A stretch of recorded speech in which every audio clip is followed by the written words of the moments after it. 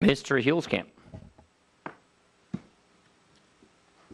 Thank you, Mr. Chairman. Mr. Director, I appreciate your time today. I was looking through the report, and on page 36 actually discuss participation in the labor force. And you note the employment rate in the fourth quarter of 2011 would have been about 1.25 percentage points higher than the actual rate of 8.7%.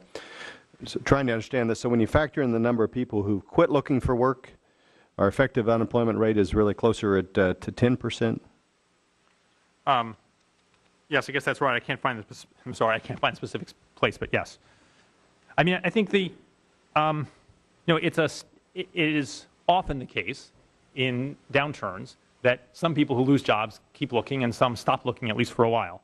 But I think that effect has been particularly pronounced in this downturn.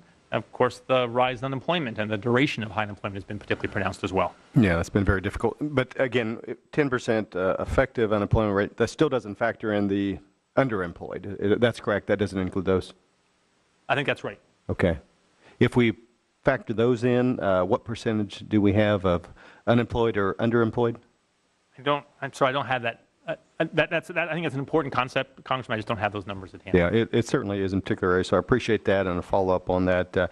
Other questions, turning to taxes, you've got two scenarios. But if I do the back of the envelope estimate is that if Congress does nothing, we foresee at least a $5 trillion tax increase. If the Bush-Obama tax cuts of 01, 03, and 2010 all expires, at about a $5 trillion over that 10-year window?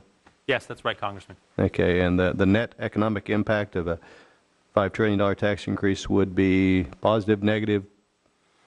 Well, in the short run, we think that tax increase would have a negative effect on the economy. By the end of the decade, we think that tax increase, scheduled in current law, would have a positive effect on the economy. And the reason is because the increase in tax rates embodied in current law has opposing effects on GDP over the medium term and long term. The lower tax rates do encourage additional work effort and saving in a way that we capture in our models and that are good for the economy. But the tremendous amount of extra borrowing crowds out government debt, crowds out private investment, and that's bad for the economy. And in our modeling, using a range of assumptions, the effects of the extra debt dominates the effects of the lower tax rates by the end of the decade. Even in light of, in the latter part of your comment about crowding other investment, you would say that even in light of Mr. Bernanke's statement, we're going to have massively low borrowing cost for the foreseeable future. I mean, doesn't that play a significant role in trying to predict what would occur? And that's a question I'll ask Mr. Bernanke hopefully in the next day or so. Yes, so I'm curious to hear his answer. Certainly, the low borrowing cost is part of what we have in our baseline projections. But it still may be the case, and we think it would be the case, that relative to what would happen with a debt that was this big, having a debt of this big, will raise interest rates. So that increase was coming from a lower baseline level, and has often been the case. But we think that extra demand for credit will still push up the cost of credit. And another question, I appreciate that. I ask my staff regularly when they think the next debt limit increase will be needed, and they've been saying it'll be kind of March. But with the new higher deficit figures, another $1 trillion for the fourth year in a row, just unbelievable.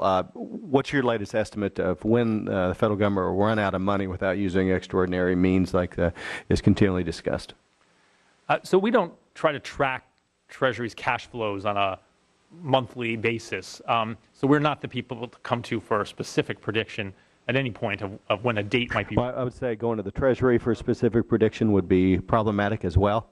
On the day they said they'd run out of cash on August 2nd, they actually had another 10 days worth of resources. So I appreciate that. But just big picture, will we get to 2013 or we run out of money before a new president takes office? So under current law, we think that yes, the government can get to 2013 without raising the debt ceiling or going to the extraordinary measures that you mentioned. But that is quite uncertain.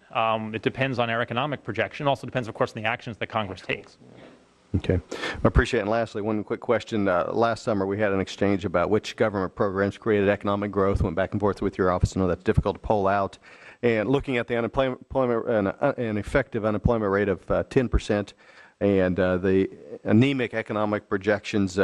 Is it fair to say the tremendous run-up in government spending of 2009 did not benefit the economy in the long run? The extra government spending from the Recovery Act in 2009 boosted the economy in the short term, but we believe, yes, unless there are offsetting changes made that pay off the extra debt that was incurred, the economy will be worse off as a result by the time we get back to potential output and full employment later in the decade.